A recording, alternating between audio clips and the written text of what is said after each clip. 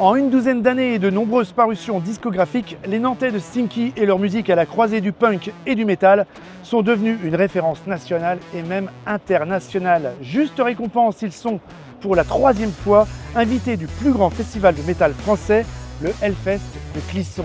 Avant leur concert ici même dans la Warzone, je vous propose d'aller retrouver Claire, leur chanteur, tout près d'ici. Suivez-moi.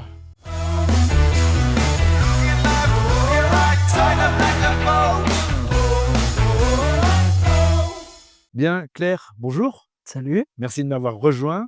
On est confortablement installé on the chaise longue. Tu es prêt pour la première question? je suis prêt. Eh ben, c'est parti. Jingle.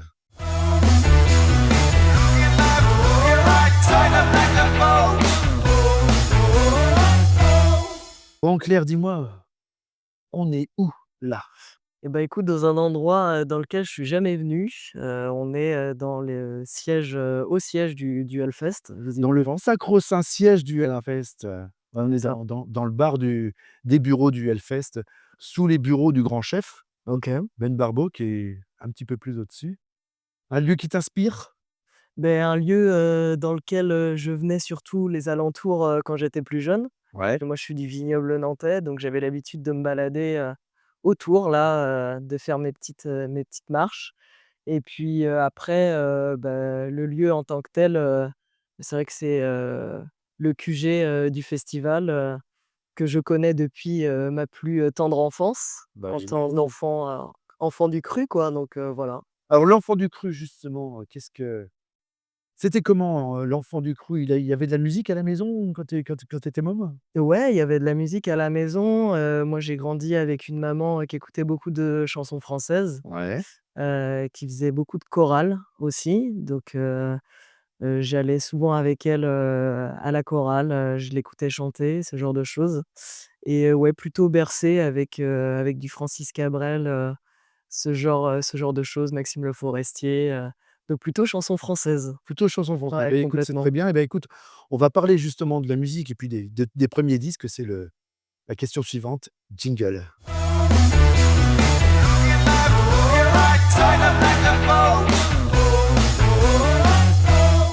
Oh, dis-moi Claire, moi j'aimerais savoir les 3 disques qui t'ont construit, qui t'ont marqué. Le 1er, celui que tu n'as pas forcément acheté avec Mmh. tes sous, mais qu'on t'a offert et que tu as écouté en boucle. Le deuxième, celui où tu as dit: «Voilà, celui-là, c'est celui que je veux et je l'achète, avec mon argent de poche». Et puis le dernier, celui qu'on appelle le disque totémique, celui que tu garderais et que tu écouterais, jusqu'à la nuit des temps. Toute ma vie. Pour le premier, donc je disais, moi j'ai grandi dans une famille, on écoutait plutôt de la chanson française, mais il y a un disque qui m'a pas mal interpellée, j'étais assez jeune, c'est, un album de Tracy Chapman, donc l'album, Tracy Chapman qui est sorti en 88 et ma mère l'avait à la maison et c'est vrai que j'étais hyper intrigué en fait par la pochette où on voit, Tracy Chapman dessus et c'est assez marrant parce qu'à l'époque, je me demandais si c'était un garçon ou une fille, en fait et ça m'a vachement interpellé, jeune et du coup, j'ai écouté cet album en boucle, je connais, Un tous album qui les est un petit peu morceaux. hors du temps. On est en Ouais, 88, c'est un album de pop folk, ouais, complètement. prestataire Ouais, et en fait, ça sort, alors qu'autour, il y a la fin de la new wave et puis de mmh, la musique surproduite, quoi. ouais, Effectivement, complètement. moi aussi, la première fois que j'ai entendu cette voix, je ne savais pas si c'était un garçon ou une fille qui Ouais, chantait, quoi. ouais et moi ça m'a vachement, ça m'a ouvert justement sur toutes ces questions-là, de genre et tout et c'était hyper intéressant et j'étais vraiment hyper jeune, hein. Bon l'album est sorti, j'étais pas née Ouais, et quand je l'ai écouté, ouais, je devais avoir dans les, 8 ans quoi donc d'accord voilà. et après l'album suivant, donc celui où tu vas à la grande surface de Ouais, voisine ou au magasin de disques pour acheter, c'était? ça je pense que ce serait Sum 41, l'album, Chuck qui est sorti en 2004. OK. J'avais 14 ans et j'avais mon baladeur, CD à l'époque et je me souviens qu'on partait en Italie avec ma classe, parce que j'avais fait latin juste pour pouvoir partir en Italie évidemment comme beaucoup de gens et on avait, pas la possibilité de ramener beaucoup de choses et du coup j'avais, 2 albums. Donc j'avais, cet album-là et puis un album de Green Day et du coup cet album de Sum 41 je l'ai écouté, en boucle pendant plus de 20 heures de quart. Donc je le connais par cœur. Il m'a mis aussi les pieds dans, le punk, voilà, pop punk, donc ouais, Ouais, c'était bon un bon passage, un bon passeur déjà comme ouais, groupe et un bon passage puisqu'effectivement c'était aussi pop que punk, c'était aussi heavy complètement. metal que rock. Ouais, exactement et puis ouais, oui, puis je me le suis acheté moi-même, j'étais très fier, de ce premier album, Superbe. voilà. Et l'album aujourd'hui, alors celui qui reste peut-être, celui qui reste à travers le temps, c'est? Bah, là, on est sur quelque chose de complètement différent et de plus récent aussi, parce que pour moi, ce serait Les Étoiles, Vagabondes de Nekfeu, du coup, qui est un rappeur, français, qui a sorti son album en 2019, il me semble et c'est un album, qui m'a vraiment, scotché, en fait. Un album qui est assez long en plus, pour, la réédition avec, beaucoup, beaucoup de morceaux, des instrus, hyper léchés, avec des sonorités qui viennent, d'un peu partout. Ça, c'est quelque chose qui me plaît beaucoup aussi parce que, outre la chanson française, il y avait aussi beaucoup de musique du monde, dans mon enfance, quoi et ouais, cet album, c'est un album que j'adore écouter quand je pars sur la route, avec Stinky notamment, il me met dans un état, je sais pas, il me permet de faire le point, de m'apaiser aussi, les textes sont assez incroyables et puis, c'est un rappeur, un des rares aussi, qui est, plutôt friendly avec la communauté LGBT aussi, donc ça fait du bien en tant que rappeur français, donc voilà, je dirais cet album-là. D'accord, donc on a un tiercé avec Tracy Chapman, Sum 41 et Nekfeu. Ouais, c'est Les clean toi, hein? bah, c'est bien et ça veut dire et ça tombe bien parce que ça va être ma question suivante, ça veut dire que c'est certainement ce qui a peut-être, inspiré ce que tu es aujourd'hui et la musique que tu peux faire aujourd'hui. On y Ouais. arrive tout de suite, jingle.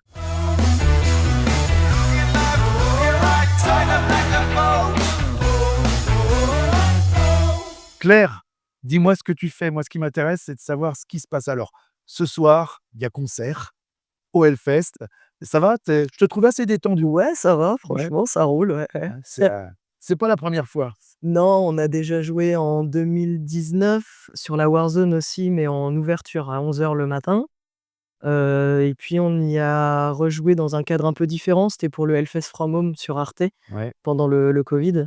Donc oui, effectivement, on y a déjà joué, c pour nous, c'est un peu un concert, on va dire, comme les autres dans le sens où on fait pas de distinction, mais forcément, c'est toujours impressionnant de jouer devant beaucoup de monde. Ça, c'est sûr. un jeune groupe nantais régional qui dit: «Ouais, nous, on vient au Hellfest, un concert comme les autres». Ouais, Non, comme les autres dans le sens ah, où on va bah, oui, faire la même chose, quoi. bien sûr. Ouais, tout Voilà, à c'est fait. important pour nous aussi de délivrer le même message partout. Bon, c'est bien alors. Pour ce soir, bonne chance. Merci.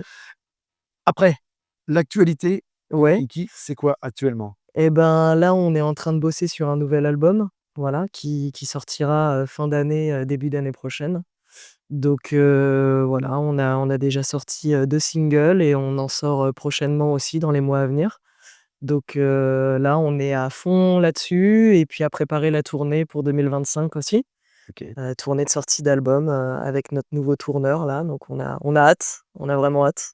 Donc des concerts, Ouais, du studio, de ouais, la préparation de promotion et de exact, la tournée. c'est ça. Ça te laisse un petit peu de temps? Ouais, ça me laisse Ouais. du temps libre quand même, heureusement Alors d'ailleurs. quand tu as du temps libre, qu'est-ce que tu Qu'est-ce fais? que je fais? Clair, tu sais quoi, quand tu as du temps libre? C'est quoi ton kiff? Mon kiff, bah, il y a plein de trucs. Moi, j'aime beaucoup me balader. Ouais, J'ai de la chance de vivre dans une région où il y a plein, plein de choses à voir et à faire aussi.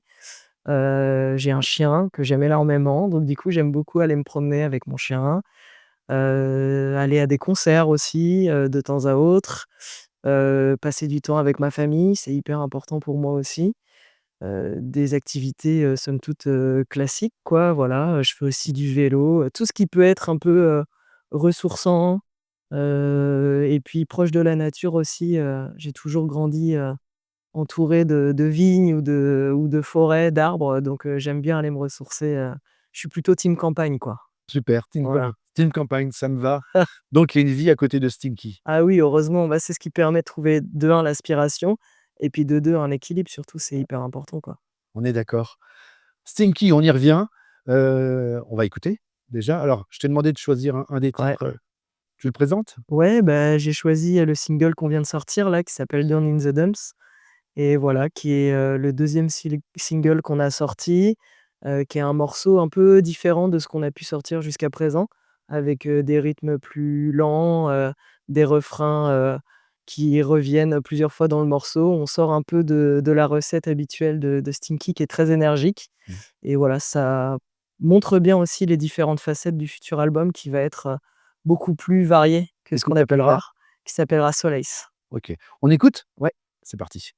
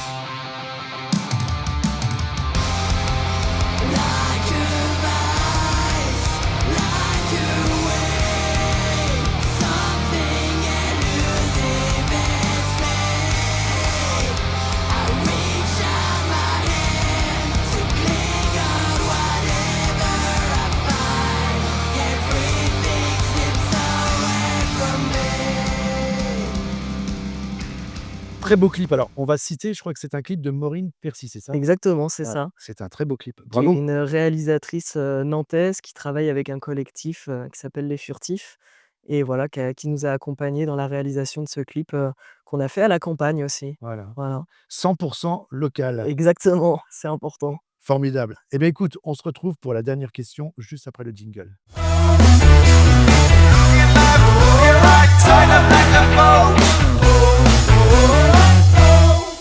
Claire, avant de se quitter, il y a une tradition dans On the Chaise Longue, c'est de gratter le personnage et d'avoir une anecdote fustillante. Alors, j'aimerais que tu me racontes une anecdote importante de ta vie d'artiste, a priori. Ouais, Si beh, tu en avais qu'une, ce serait laquelle? si, une, ce serait difficile, mais honnêtement, je pense que ce qui m'a le plus marqué, c'est, mon quelque part, mon premier du coup, Hellfest en 2007.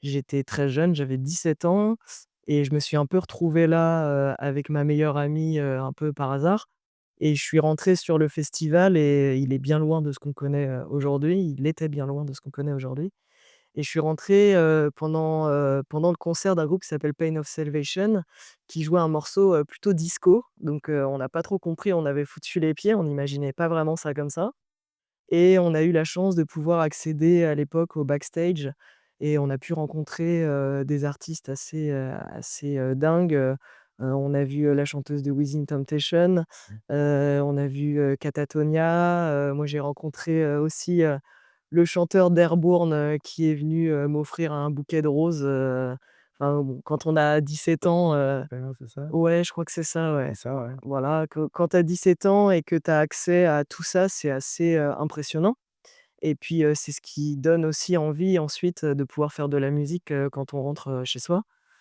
Donc, ouais, je dirais ça, cette première édition, et de pouvoir croiser, des artistes, à renommée internationale, se faire offrir des roses, par le chanteur d'Airbourne aussi, c'est complètement, lunaire. C'était déroutant, on va dire et puis, ouais, c'est là aussi où j'ai eu toutes mes représentations, de d'artistes queer, dans la scène, métal punk. Donc c'était aussi, hyper important pour moi et hyper impressionnant et ouais, ça donnait, plein d'idées pour la suite, quoi. Superbe. Bah, écoute, j'espère que ce soir, ça sera l'occasion pour vous aussi d'avoir de belles anecdotes à nous raconter dans un prochain épisode On the Chaise Longue. Nous, on va se quitter, c'est déjà l'heure, hein, donc je te remercie beaucoup. Beh, Je merci, te dis à nouveau bonne chance pour ce soir et c'est puis moi je vous gentil. dis à tous, à bientôt pour un nouvel épisode de On the Chaise Longue.